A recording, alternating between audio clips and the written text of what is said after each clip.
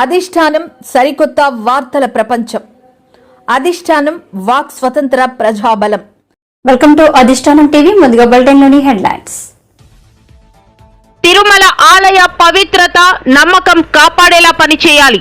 CM Chandrababu అధికారులకు ఆదేశాలు. తిరుపతి లడ్డు వ్యవహారం వివాదంగా మారుతుంది. మాజీ కేంద్ర మంత్రి ముఖ్యమంత్రి చంద్రబాబు రాజకీయ దుర్బుద్ధితో మత విశ్వాసాలను ఎలా రెచ్చగొట్టారో సుప్రీంకోర్టు అర్థం చేసుకుంది. జగన్ మతాన్ని అడ్డు పెట్టుకుని రాజకీయం చేయడం ఆర్ఎస్ఎస్ సిద్ధాంతమైతే అదే సిద్ధాంతానికి పవన్ కళ్యాణ్ డబుల్ ఏజెంట్ గా మారాడు. షర్మిల అల్లూరి సీతారామరాజు జిల్లా లోతుగెడ జంక్షన్ టేకు తోటల వద్ద దొరికిన మృతదేహాన్ని గుర్తించిన పోలీసులు. గత ప్రభుత్వ హయాంలో రివర్స్ టెండరింగ్ పేరుతో నెయ్యి నాణ్యతను భ్రష్టు పట్టించారు. తిరుమల ఆలయ పవిత్రత నమ్మకం కాపాడేలా పనిచేయాలని సీఎం చంద్రబాబు అధికారులను ఆదేశించారు. తిరుమలలోని పద్మావతి అతిథి గృహంలో ఆయన సమీక్ష నిర్వహించి మాట్లాడారు. కొండపై గోవిందనామ స్మరణం తప్ప మరో మాట వినిపించకూడదు, ప్రశాంతతకు ఎక్కడ భంగం కలగకూడదని అన్నారు. దేనికి దానికి ఒక ప్రత్యేకత ఉంది, వడకు కూడా ఒక ప్రత్యేకత ఉంది. అలాంటి మళ్ళీ ఇవన్నీ కూడా టోటల్గా ప్రక్షాళన చేసి రాబోయే రోజుల్లో ఫీడ్బ్యాక్ కూడా తీసుకుంటాం. ఈరోజు మీరు చూస్తే ఉదయం ఒక అర్ధగంట నేను కూడా సమీక్ష చేశాను. నా సమీక్షలో ఒకప్పుడు ఏవైతే పగడ్బందీగా చేయడానికి మొత్తం గ్రీన్ కవర్ అయితే ఇప్పుడు 72%కి వచ్చాం. డీప్ ఏదైతే ఫారెస్ట్ ఉందో దీన్ని 72%కి వచ్చాం. దాన్ని 90% తీసుకుపోయే అవకాశం ఉంది. బయోడైవర్సిటీ కూడా ఫోకస్ చేయమన్నాను. అదే సమయంలో ఇక్కడ వాటర్ కన్జర్వేషన్ కూడా లాజికల్గా తీసుకుపోవాల్సిన అవసరం ఉంది. ఒకప్పుడు మెడిసినల్ ప్లాంట్స్ కూడా తీసుకొచ్చి పెట్టాం. ఇవన్నీ కూడా ఎందుకంటే ఒక పక్క బయోడైవర్సిటీ ఒకటి, రెండోది ప్రశాంతమైన వాతావరణాన్ని క్రియేట్ చేయడానికి అనుకూలమైన వాతావరణం చేయాలని చెప్పి ఉద్దేశంతో ముందుకు పోయాం. అది కూడా ఒకసారి మళ్ళా సమీక్ష చేశాను. రెండోది పరిశుభ్రత మీద కూడా ఎక్కువ శ్రద్ధ పెట్టమన్నాను. ఎక్కడెక్కడి నుంచో భక్తులు వస్తారు. భక్తులు వచ్చినప్పుడు వాళ్ళకు కావాల్సింది వెంకటేశ్వర స్వామి నామం తప్ప ఇంకొకటి మాట్లాడే పరిస్థితి లేకుండా వాళ్ళు అన్ని విధాలు ఒక ప్రశాంతమైనటువంటి ఒక దివ్య క్షేత్రంగా ఇది ఎప్పటికప్పుడు ఉండాల్సిన అవసరం ఉంది. సజెషన్స్ ఇచ్చాం. అదే మరి ఇక్కడ ఫుడ్ కూడా ఏదో ఫ్యాన్సీ ఫుడ్లే కాకుండా ఇక్కడుండే భక్తుల మనోభావాలకు అనుకూలంగా ఇక్కడ మన సాంప్రదాయాలకు అనుకూలంగా ఉంటే చాలా బాగుంటుంది. అలాంటివి కూడా చేయమని చెప్పి ఆదేశాలు ఇచ్చాను. అదే మరి ఎండ్ టు ఎండ్ ఇవన్నీ కూడా ఒపీనియన్ కూడా తీసుకోవడం, భక్తుల మనోభావాల్ని గౌరవించడానికి ఏమేం చేయాలనో అవన్నీ చేస్తాం. ఇప్పుడు సేవకులు కొంతమంది ఉన్నారు, శ్రీవారి సేవకులు. వాళ్ళు కూడా ఎప్పుడో నేను ప్రవేశపెట్టాను. వాళ్ళు ఒక 15 లక్షల మంది అయ్యారు. వాళ్ళు కూడా ఒక స్పిరిచువాలిటీ సైడ్ ఎట్లా తీసుకెళ్ళాలి, వాళ్ళల్లో కూడా భక్తి భావం ఎట్లా పెంచాలి, ఇక్కడే కాకుండా నిజ జీవితంలో కూడా వెంకటేశ్వర స్వామి శ్రీవారి సేవకులు ఉన్నప్పుడు వాళ్ళు నిజ జీవితంలో కూడా దీన్ని ఆచరించాల్సిన అవసరం ఉంది. వాళ్ళకి కావాల్సిన ట్రైనింగ్ అవన్నీ ఇచ్చి వాళ్ళు కూడా కెపాసిటీ బిల్డింగ్ చేస్తాం. అదే మరి ఎక్కడికక్కడ సమాచారాన్ని కూడా తీసుకొని ఒక విధంగా చెప్పాలంటే మళ్ళీ వెంకటేశ్వర స్వామికి పూర్వ వైభవం వచ్చే విధంగా, అదే కాకుండా ఎప్పటికీ ఇది ఒక దివ్య క్షేత్రంగా పవిత్రమైన క్షేత్రంగా తయారు చేయడానికి ఏమేం చేయాలనో అన్ని చర్యలు తీసుకోమని చెప్పి మేనేజ్మెంట్కి గవర్నమెంట్ తరఫున కూడా ఆదేశాలు ఇచ్చాం. అవన్నీ చేసేదానికి శ్రీకారం చుట్టారు. ఇంకొక పక్కన ఏదైతే ఈరోజు ఇక్కడ ఫుడ్ కూడా ఉందో ఎన్నిటి కూడా రాబోయే రోజులు అన్ని టెస్టులు ఉంటాయి. అదే మాదిరిగా అవసరమైతే ఇక్కడ నాలెడ్జ్, అబండెంట్ నాలెడ్జ్ ఉంది. తిరుపతి లడ్డు వ్యవహారం వివాదంగా మారుతుందని మాజీ కేంద్ర మంత్రి అశోక్ గజపతిరాజు చెప్పారు. విశాఖలోని తెలుగుదేశం పార్టీ కార్యాలయంలో జరిగిన మీడియా సమావేశంలో అశోక్ గజపతిరాజు మాట్లాడుతూ లడ్డు వివాదంలో సుప్రీంకోర్టు తీర్పు స్వాగతించదగదన్నారు. శ్రీవారి లడ్డు కల్తీ వివాదంపై విచారణ త్వరితగతిన పూర్తి చేసి భక్తులకు ధైర్యం కల్పించాలన్నారు. తిరుమల లడ్డు కల్తీలో బాధ్యులు ఎంతటి వారైనా కఠినంగా శిక్షించాలన్నారు. తిరుమలతో పాటు అనేక దేవాలయాల్లో ప్రసాదం నాణ్యత పడిపోయిందన్నారు. నిబంధనలు సడలించడం వలన ఇటువంటి సంఘటనలు జరుగుతున్నాయన్నారు. దేవాలయాల ట్రస్ట్ పై నమ్మకం పోతుందన్నారు. కామన్ గుడ్ ఫండ్ తో ప్రతి జిల్లాల్లో ఒక ల్యాబొరేటరీ ఏర్పాటు చేయాలని, ప్రసాదాలపై అనుమానం వస్తే అక్కడ టెస్టులు చేయాలని కోరారు. జగన్ పెద్ద జోకర్ల తయారయ్యారని ఆరోపించారు. రామతీర్థంలో రాముని విగ్రహానికి తల తీసేశారు. ఇప్పటి వరకు ఈ సంఘటనలో బాధ్యులను పట్టుకోలేదన్నారు. రాష్ట్రంలో దేవాలయాలపై 200 దాడి ఘటనలు జరిగితే ఎవరి మీద చర్యలు లేవని విచారం వ్యక్తం చేశారు. దేవాలయాల విషయంలో తమాషాలు వద్దని హితవు పలికారు. మతంలో రాజకీయాన్ని తీసుకొచ్చే ప్రయత్నం చేశారని, పవిత్రతను కాపాడాల్సిన అవసరం ఉందన్నారు. మతంలోకి ఎప్పుడు రాజకీయాన్ని తీసుకురాకూడదని చెప్పారు. గత ప్రభుత్వం దేవాలయాల పరిరక్షణకు ఎటువంటి చర్యలు తీసుకోలేదన్నారు. ఇంట్లో ఒక మతం, రోడ్డుపైన మరో మతం ఉండకూడదని స్పష్టం చేశారు. తిరుమల దర్శనంలో డిక్లరేషన్ పై సంతకం చేసే మనస్సు జగన్మోహన్ రెడ్డికి లేదన్నారు. మాజీ ముఖ్యమంత్రి జగన్మోహన్ రెడ్డి పర్యటనకు వస్తే చెట్లను కొట్టేసేవారని, సమస్యలు సృష్టించేవారని పేర్కొన్నారు. మనకి పాత నిబంధనలు ఉండేటప్పుడు దాని తర్వాత నమ్మకంపై నడిచేది ట్రస్ట్ ఉండేది. ట్రస్ట్ పై నడవడం ఇప్పుడు ఎంతవరకు దెబ్బతిని ఉందంటే ఆ ట్రస్ట్ లో ఎవరికి నమ్మకం పోయి ఉంది. సో ఫైర్ వాల్స్ బిల్డప్ చేయవలసి వస్తుంది. ఈ ఫైర్ వాల్స్ బిల్డప్ ఎలా చేస్తారు దానికి ఓ డిస్కషన్ కూడా కావాలి. నాకు ఉచిత సలహాలు కొన్ని ఉంటాయి. ఏంటంటే ఇప్పుడు లెబారెటరీ ఇన్యాడిక్వసీ బయట కనిపిస్తా ఉంది క్లియర్ గా. అయితే మేజర్ టెంపుల్స్ మనకి రాష్ట్రంలో అబౌట్ 8+1 తిరుపతి తిరుమల దేవస్థానం 9 ఉంటాయి. ఈ మేజర్ టెంపుల్స్ లో 85 lakhs 1 crore పెట్టి వారు ఈ ఎక్విప్మెంట్ అంతా చేయవచ్చు. వారికి ఆ స్తోమత ఉంది. అయితే ఇంత ముందర 25 జిల్లాలు ఉన్నాయి మన రాష్ట్రంలో. ఆ 25 జిల్లాల్లో మన కామన్ గుడ్ ఫండ్ అన్ని టెంపుల్స్ కడతా ఉన్నారు. మా సలహా ఏంటంటే ఆ అన్ని టెంపుల్స్ కడుతున్న కామన్ గుడ్ ఫండ్ ప్రతి జిల్లాలో ఒక మోడర్న్ లెబారెటరీ పెట్టండి. కామన్ గుడ్ ఫండ్, అది కామన్ గుడ్ ఫండ్ దేనికోసం కడుతున్నారు? పుష్కరాలు ఇలాంటివి. మీకు ప్రతి గ్రామం, ప్రతి టెంపుల్ ది టెస్ట్ చేయడానికి అవకాశం ఉంటుంది. ఓ సిస్టమ్ పెట్టాలి. పీరియాడికల్ టెస్టింగ్స్ నుంచి ఏ భక్తుడికైనా ఆయనకి డౌట్ వస్తే ఆ శాంపుల్ ని టెస్ట్ చేయడానికి అవకాశం. అయితే ఊరికి కొందరు జోకర్స్ తయారవుతారు. తిరుపతి వారాహి సభలో AP deputy CM Pawan Kalyan Congress అగ్రనేత రాహుల్ గాంధీపై చేసిన వ్యాఖ్యల పట్ల ఏపీ కాంగ్రెస్ అధ్యక్షురాలు షర్మిల మండిపడ్డారు. మతాన్ని అడ్డుపెట్టుకుని రాజకీయం చేయడం ఆర్ఎస్ఎస్ సిద్ధాంతమైతే అదే సిద్ధాంతానికి పవన్ కళ్యాణ్ డబుల్ ఏజెంట్గా మారాడు. అన్ని మతాలను పవన్ కళ్యాణ్ సమానంగా చూడాలని ఏపీ కాంగ్రెస్ అధ్యక్షురాలు వైఎస్ షర్మిల కోరారు. ఒక మతానికి ప్రతినిధిగా పవన్ వ్యవహరిస్తున్నారని ధ్వజమెత్తారు. ఆ వేషం వేసుకుని హిందూ మతం గురించి మాట్లాడుతున్నారని సంచలన వ్యాఖ్యలు చేశారు. పవన్ చర్యల వల్ల ఇతర మతాలను ఆచరించే వారిలో అభద్రతా భావం ఏర్పడదా అని ప్రశ్నించారు. గాంధీ గారి గురించి మాట్లాడుతున్నారు అంటే ఈరోజు ఒక్కసారి పవన్ కళ్యాణ్ గారు మీరు ఒక్కసారి పరిశీలన చేసుకొని చూసుకోవాలి. అధికారం వచ్చిన తర్వాత మీ వేషం మారిపోయింది, మీ భాష మారిపోయింది. ఎందుకో అని అడుగుతున్నాం. ఎందుకు ఇంత రాజకీయం అని అడుగుతున్నాం. ఉన్నతమైన హోదాలో ఉన్నారు మీరు, బాధ్యత కలిగిన డిప్యూటీ చీఫ్ మినిస్టర్గా ఉన్నారు మీరు.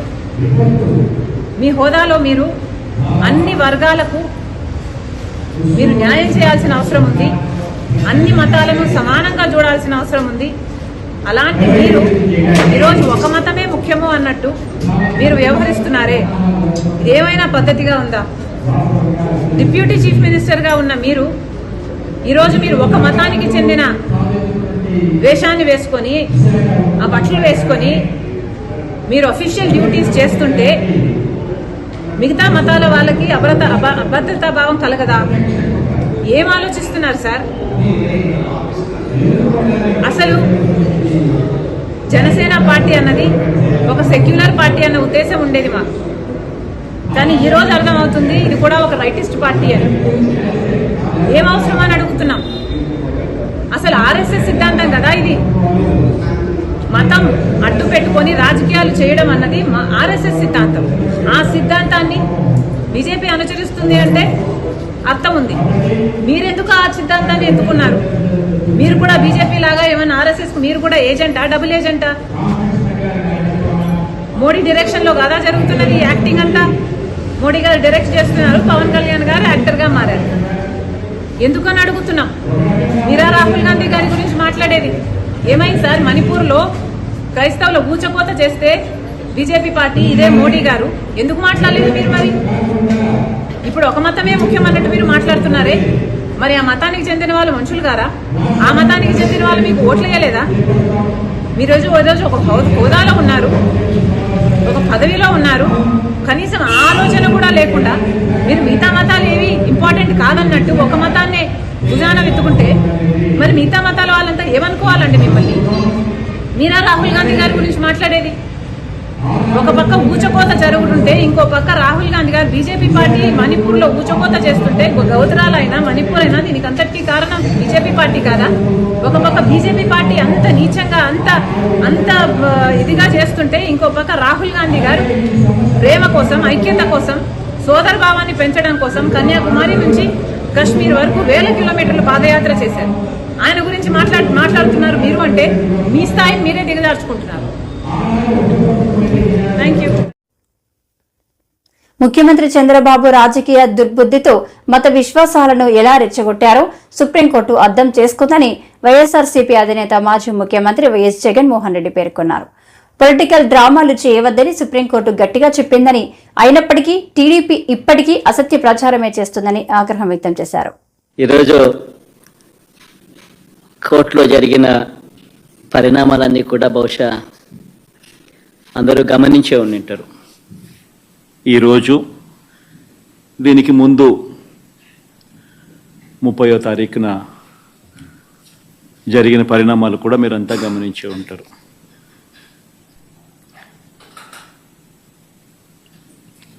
సోమవారం రోజు 30వ తారీఖు అంటే సోమవారం రోజు జరిగిన పరిణామాలు కూడా మీరంతా కూడా గమనించే ఉంటారు. మొన్న ఒక జడ్జిమెంట్ ఇచ్చారు ఇదే విషయంగా మళ్ళీ ఈరోజు మళ్ళీ ఇంకొకటి కూడా చెప్పారు. రెండింటిలో కూడా మనం గమనించినట్లయితే చంద్రబాబు గారి నిజస్వరూపాన్ని సుప్రీంకోర్టు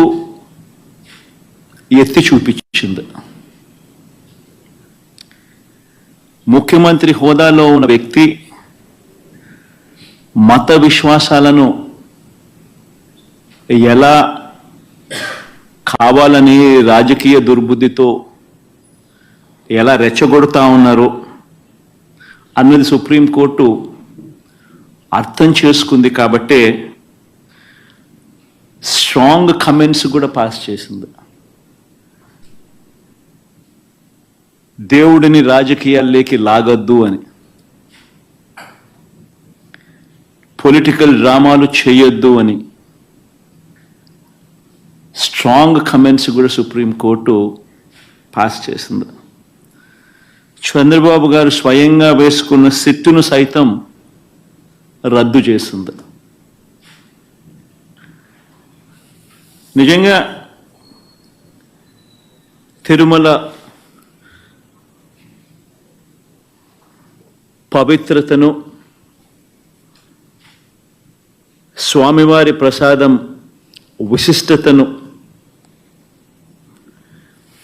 నిజంగా రాజకీయ దుర్బుద్ధితో కావాలని అబద్ధాలాడి జంతువుల కొవ్వును సైతం వాడి లడ్డూలు తయారు చేసినట్టుగా, ఆ లడ్డూలను తిన్నట్టుగా, పంచిపెట్టినట్టుగా తిన్నట్టుగా అసత్య ప్రచారంతో ఏదైతే ముఖ్యమంత్రి చంద్రబాబు నాయుడు గారు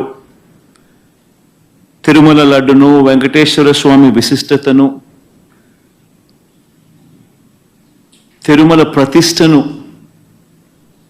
ఏ రకంగా అయితే తాను అపవిత్రం చేశాడో, వాటి అన్నింటికి సంబంధించి గత కొద్ది రోజులుగా గత ప్రభుత్వ హయాంలో రివర్స్ టెండరింగ్ పేరుతో నెయ్యి నాణ్యతను భ్రష్టు పట్టించాలని టీడీపీ నేత విజయ్ కుమార్ విమర్శించారు. కేవలం ట్రెండింగ్ చేస్తే నార్త్ ఇండియా సంస్థలకు మాత్రమే కట్టబెట్టారని తెలిపారు. మంగళగిరిలోని టీడీపీ కేంద్ర కార్యాలయంలో నిర్వహించిన మీడియా సమావేశంలో ఆయన మాట్లాడారు. పోతే విజయ్ విశాఖ లాంటి డైరీలు వేసినా కూడా రివర్స్ టెండరింగ్ ప్రాసెస్లో మాకొద్దని వెళ్ళిపోయారా? వాస్తవం. దాని కర్ణాటక మిల్క్ ఫెడరేషన్ ఎందుకు 4-5 సార్లు రివర్స్ టెండరింగ్లో వెనక్కి వెళ్ళిపోయింది? ఈ కమిషన్లు ఇచ్చుకోలేకనా? వాస్తవం. రివర్స్ టెండరింగ్ అంటూ చాలా గొప్పగా చెప్పారు జగన్మోహన్ రెడ్డి గారు ఆయన వచ్చిన కొత్తల్లో, ఆయన ముఖ్యమంత్రిగా ఉన్నప్పుడు. అన్ని రంగాల్లో ఎలా అయితే అది రివర్స్ అయిపోయిందో, ఎలా బూమరాంగ్ అయిపోయిందో, నెయ్యి దీంట్లో కూడా అదే విధంగా రివర్స్ టెండరింగ్ తమకు అనుకూలంగా వాడుకున్నారు. ఆ 5 సంవత్సరాల పాటు ఏలిన టీటీడీ బోర్డు వాళ్ళు, టీటీడీ ఈవోలు, టీటీడీ చైర్మన్లు రివర్స్ టెండరింగ్ అని చెప్పి తాము చెప్పిన రేటుకి మొదటి బిడ్డింగ్ జరుగుతుంది, మళ్ళా వీళ్ళు చెప్పిన రేటుకే రివర్స్ బిడ్డింగ్ జరుగుతుంది. అందరూ కూడబలుకున్నట్టు 5-10 రూపాయల తేడాలతో వేస్తుంటారు. దీన్ని రివర్స్ బిడ్డింగ్ అయ్యారు. మనం చాలాసార్లు వీళ్ళు సిండికేట్ అయిపోయారా అని చాలాసార్లు ఆ మాట వింటుంటాం. ఖచ్చితంగా ఈ నెయ్యి విషయంలో దేవస్థానంలోని కాంట్రాక్టర్లు, దేవస్థానంలోని ఉద్యోగులు, అప్పటి కొంతమంది ఉద్యోగులు, కొంతమంది ఆఫీసర్లు, కొంతమంది బోర్డు సభ్యులు, ఈవో, చైర్మన్లు కలిసి ఒక ఉమ్మడి కుటుంబం మారి, బాగా కృష్ణవంశీ గారు ఉమ్మడి కుటుంబం మారి, అంతా నీకది నాకిది, ఈసారి నువ్వు తీసుకో, ఈసారి నేను తీసుకుంటా, ఈసారి నువ్వు L1గా ఉండు, ఈసారి నేను L2గా ఉంటాను, ఈసారి నువ్వు 13 లక్షల కేజీలు తీసుకో, ఈసారి నేను లాస్ట్ టైం వాడికి ఇచ్చాం కదా, ఈసారి ఒక బోలే బాబా ఉన్నారా వాడిని పిలుతాను రా ఈసారి. ఈ టైప్లో 5 సంవత్సరాల పాటు దోపిడీ డ్రామాను నడిపారు. ఇంత పెద్ద ఎత్తున టీటీడీ 52 లక్షల కేజీలు పర్ ఇయర్, 52 లక్షల కేజీలు సంవత్సరానికి టీటీడీ నెయ్యి కొనుగోలు చేస్తుంటే, భారతదేశం మొత్తం మీద కేవలం 15 సంస్థలు మాత్రమే ఈ 5 సంవత్సరాల్లో టెండర్గా అప్లై చేశాయి. ఆ 15 సంస్థల్లో కూడా 5 సంస్థలు, 4 ఆంధ్రావి, 1 కర్ణాటకది. మేము దీంట్లో పాల్గొనలేం బాబు, మాకు రివర్స్ వద్దు, ఏమొద్దు, మీ రివర్స్ మీ దగ్గర పెట్టుకొని వెళ్ళిపోయినాయి. సంగం డైరీ అప్లై చేసి ఫస్ట్ బిడ్డింగ్ చేసింది, వెళ్ళిపోయింది. విజయ్ విశాఖ వచ్చింది, వెళ్ళిపోయింది. ఆ తర్వాత బెంగళూరు మిల్క్ ఫెడరేషన్ వచ్చింది, వెళ్ళిపోయింది. ఇట్లా 5 సంస్థలు వెళ్ళిపోయినాయి. పోతే 9-10 సంస్థలు మాత్రం ఉన్నాయి. దాంట్లో 7-8 సంస్థలకు మాత్రమే ఈ 5 సంవత్సరాల్లో టెండర్లు దక్కాయి. ఎక్కువగా దక్కింది కేవలం 4 సంస్థలకే. ఈ 4 సంస్థల్ని అటు ఇటు వాడికెళ్ళవని, వీడికెళ్ళటు, వాడికెళ్ళటు, నెక్స్ట్ టైం వాడికెళ్ళవని, ఈ 4 సంస్థలతోనే డ్రామా మొత్తం నడిపారు. దాదాపు కనీస పక్షంలో 1000-1200 కోట్ల రూపాయలు విలువ చేసే నెయ్యి గత 5 సంవత్సరాల్లో కొనుగోలు చేయగా, మినిమం అంటూ చూస్తే అంటే కేజీకి 60-70 రూపాయలు మినిమంగా కమిషన్ ముట్టాయని తెలుస్తోంది. మర్డర్ కేసును ఛేదించిన పోలీసులు. అల్లూరి సీతారామరాజు జిల్లా చింతపల్లి మండలం లోతుగట్టే జంక్షన్ టేకు తోటల వద్ద దొరికిన మృతదేహాన్ని గుర్తించిన పోలీసులు గుర్తించారు. మృతి చెందిన వ్యక్తి రాజమండ్రికి చెందిన దొడ్డి రాజా అర్జున్గా పోలీసులు గుర్తించారు. మృతుడికి భార్య, 2 కుమారులు, 1 కుమార్తె ఉన్నారని తెలిపారు. చింతపల్లి పోలీస్ స్టేషన్లోని తేదీ 29/9/2024 సాయంత్రం 6 గంటలకు ఒక మర్డర్ కేసు రిజిస్ట్రేషన్ చేయడం జరిగింది. ఈ కేసులోని మృతుడు అదే దినం సాయంత్రం సమయంలోని మనకి లోతుగట్ జంక్షన్ వద్ద ఊరి చివరన ఉన్న టేకు తోటలోని ఒక శవమై పడి ఉన్నాడు. ఇతన్ని ఎవరో చంపినట్టుగా తల మీద ఉన్న గాయాలను బట్టి మనం గమనించి దాన్ని మర్డర్ కేసుగా రిజిస్ట్రేషన్ చేయడం జరిగింది. అయితే ఈ కేసులోని మనం తర్వాత నేరస్థలాన్ని పరిశీలించినప్పుడు మనకి నేరస్థలంలోని దొరికిన క్లూ ఆధారంగా క్లూ అంటే మనకి ఒక విజిటింగ్ కార్డు దొరకడం జరిగింది. ఆ విజిటింగ్ కార్డు మీద శివగంగాధర్ ఇంటీరియర్ డెకరేట్ వర్క్స్ అని చెప్పేసి రాజమండ్రి అని చెప్పేసి ఉన్నది. అయితే మనకి ఆ క్లూ ఆధారంగా మనం రాజమండ్రి వెళ్ళి అతని విజిటింగ్ కార్డులో ఉన్న వ్యక్తిని మనం విచారిస్తే అతను మనం తీసిన ఈ ఫొటోస్ని, ఆ ఫొటోస్లో ఉన్న బట్టలు, చెప్పులు, ఆ మొత్తం కవలికలు మొత్తం అన్నిటిని బట్టి కూడా అతను మృతుడిని గుర్తించి అతను రాజార్జున అనేవాడు నా స్నేహితుడు అని చెప్పి తర్వాత వాళ్ళ సిస్టర్ని కూడా తీసుకెళ్ళడం జరిగింది. వాళ్ళ సిస్టర్ కూడా అతను గుర్తుపెట్టి ఇతను మా తమ్ముడే అని చెప్పింది. అయితే మృతుడికి అతని భార్య కుమారులు కూడా ఉన్నారు. వాళ్ళు ప్రజెంట్ ఇతను వదిలేసి హైదరాబాద్లో పనిచేసుకుంటున్నారు. ఇతను ఒకడే వాళ్ళ అక్క దగ్గర ఉంటున్నాడు. వడ్రంగి పని చేసుకుంటూ సారా తాగడం చేస్తూ ఉంటుంటాడు. అయితే ఇతనికి వెంకటేష్ అనే మరో స్నేహితుడు ఉన్నాడు. మృతుడు వచ్చేసి పద్మశాలి కులస్తుడు. ఇతని స్నేహితుడు వెంకటేష్ విశ్వబ్రాహ్మణ్ కులస్తుడు. అలాగే వీళ్ళిద్దరికీ కూడా సారా త్రాగడం అలవాటు ఉంది. వీళ్ళు రాజమండ్రి గాదిరెడ్డి నగర్లోని సారా తాగే సమయంలోని ఒక ఆటో డ్రైవర్ ఎస్వి మాది కులస్తుడు పుష్పరాజ్ అనే వ్యక్తి పరిచయమైనాడు. వీళ్ళ ముగ్గురు కూడా రోజు సారా త్రాగడం అలవాటు పడ్డారు. అయితే వీళ్ళ ముగ్గురికి కూడా సరైన పని లేకపోవడం వల్ల గతంలో మన వెంకటేష్ ఎవరైతే వెంకటేష్ అతను ఉన్నాడో ఇతను మన చంద్రూరు గ్రామంలోని కొర్ర బాబురా అనే కార్పెంటర్ వద్ద 4-5 సార్లు వచ్చి పనిచేసుకుని వెళ్ళిపోయాడు. ఆ పరిచయంతో మళ్ళీ కొర్ర బాబురావు దగ్గర పనిచేసుకోవడానికి నేను వెళ్తున్నానని వీళ్ళిద్దరూ చెప్పడంతో వీళ్ళిద్దరూ కూడా తనతో పాటు వస్తామని తనకు కూడా పని చూపించమని చెప్పడంతో వీళ్ళ ముగ్గురు సరే అనుకుని దారి ఖర్చులు డబ్బులు లేకపోవడం వల్ల పుష్పరాజ్ అనే వ్యక్తి రాజమండ్రిలోని తన ఆటోని 5,000 రూపాయలు తాకట్టు పెట్టి ఆ డబ్బులు పట్టుకొని ముగ్గురు రాజమండ్రి నుంచి బయలుదేరినారు. బయలుదేరే సమయంలోని ఈ ఇంటీరియర్ డెకర్ వర్క్ చేసే ఎవరైతే లక్ష్మణరావు ఉన్నాడో అతని వద్ద 3 విజిటింగ్ కార్డులు తీసుకుని బయలుదేరినారు.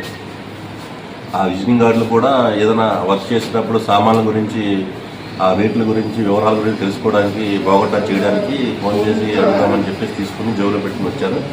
వచ్చిన తర్వాత 27/9/2024 రాత్రి 9 గంటలకి వీళ్ళు బస్సులో నర్సీపట్నం చేరుకున్నారు. నర్సీపట్నంలో ముగ్గురు కలిసి వైన్స్ బారం రెస్టారెంట్కి వెళ్ళి ముగ్గురు మందు తాగారు. మందు తాగే సమయంలో రాజార్జున మృతుడైతే ఉన్నాడు. అతను ఎస్సీ మాది కులానికి